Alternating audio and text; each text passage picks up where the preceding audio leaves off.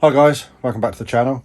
And as you can probably or possibly tell from the thumbnail, this video is going to be something totally different to what we've done before. Involves this lot. I don't know quite where to start with it, to be honest. Why has this come about? Because I want to learn to fly helicopters. In short, so I've had a few helicopters since before you were born. Yeah. And I've flown others before that as well. And they've been up in storage up there. Well, up there since we moved house, but in storage since I sort of not so much gave up flying them, but lost interest in them. And then you had a notion to learn to fly them, didn't you? Yeah. And Pop then gave Ewan this one.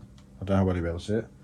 We think it's a Century GL 450, which was a clone of the original T-Rex 450 V2 from memory. And we started looking at setting it up, or started going over it off camera before this, and found that the the main grip feathering spindle was bent in two places. So it's had an accident at some point. Not in my dad's ownership because he doesn't fly helicopters, but somebody before him tried ordering some feathering spindles. We did order some feathering spindles. Yeah, it was feathering spindles that we ordered up. Yeah. But the ones that came are the wrong ones. It needs to be a 3mm by 40mm long. No, it needs to be 4. No. Oh yeah, because we got the bigger one. Yeah, and what came as being the right part number was 4mm diameter by 42mm long. So it was the wrong one anyway. But we ordered 2 packs of them. I think it's like £3 each or something, so it's not the end of the world. So I'm now trying to find the right feathering spindles.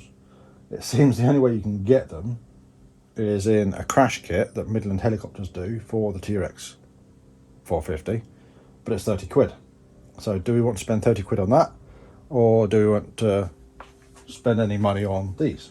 I think the answer is spending money on these. Yeah, me too. Maybe So, not that one. But yeah, so what we'll do is we'll go through what we've got here, and we've sort of come up with a plan for what we want to do with them, or how we're going to do it. But I'll turn you around and just with you and talk you through what we've got. Okay, so we go in order of ownership. I've had the SE Raptor 50 SE the longest, and I've done a lot of flying with that.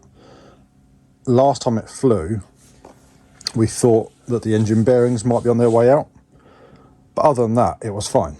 So that shouldn't take much to get it flying again. All we need to do is drop the engine out. Well, this is what I'm thinking we're going to do with it. Drop the engine out, check the bearings, probably replumb the fuel tank because it's been sat, well, you're 15 and you haven't seen it fly. So it's been sat for a good while. Replumb the fuel tank. I took the original battery out, it's in the bin because it actually leaked battery everywhere. But luckily not on anything important. So everything inside there is good. it needs a new switch. Just think. It needs a new switch because it was connected to the battery and there was corrosion on that connection, wasn't there? It might need a new set of blades, but possibly just for running up the engine. The blades that are on there will be fine. There's a bit of a little chip in the tip of one of them. So yeah, just getting up and running, get the engine running, it should be alright on those blades. T-Rex 600N. This I bought from a friend of ours. Well, again, probably 10 years ago. Well, I can't remember ever seeing it flying, and I can't remember you getting it. Well, I've actually never flown it, so That probably explains why I can't remember you flying it. yeah. So this is the 600N, as I said. It's got an I'm trying to think what it's called, RJX flybarless head. All the turbos, engine, apparently it's put a flybar controller in it, receiver, battery, etc. and fly. But what I've got in here, and I couldn't remember buying it at the time, was I've got an Align 3GX fly barless controller, which apparently are very hard to set up or not user friendly.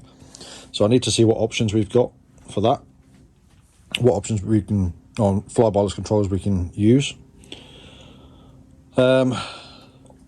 This has been the bugbear of my helicoptering career. This is the Thunder Tiger Mini Titan E353 or something it's called. It's a 450 size.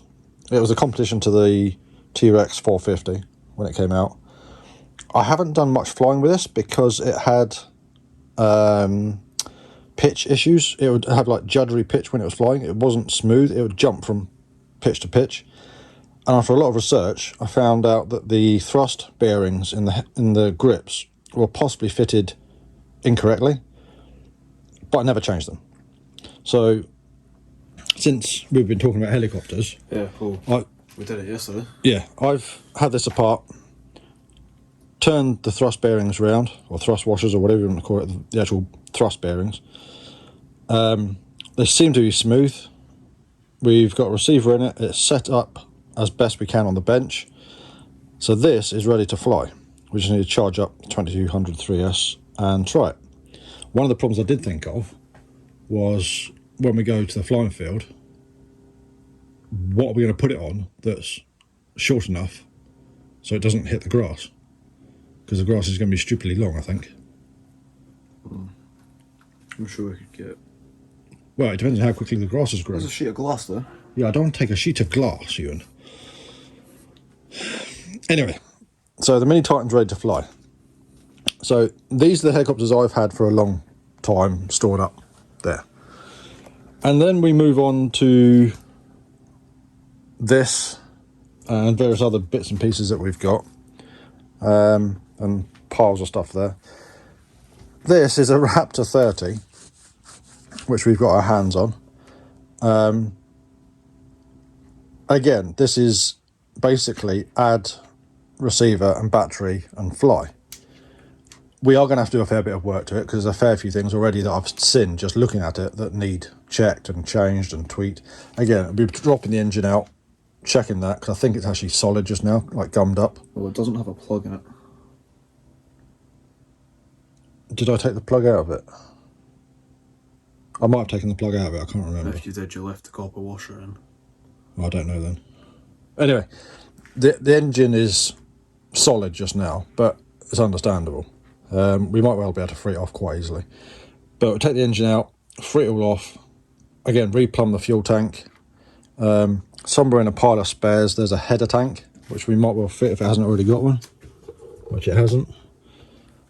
And then fit a receiver, and then someone might be learning to fly with this one. Yeah. This has actually got the OS 37 engine, so it's got the more powerful engine. It has currently got wooden blades fitted, but down here there's a set of carbon or glass blades, which are the right size. So I'll probably put those on. And then sitting behind it, there's basically another spare set of mechanics.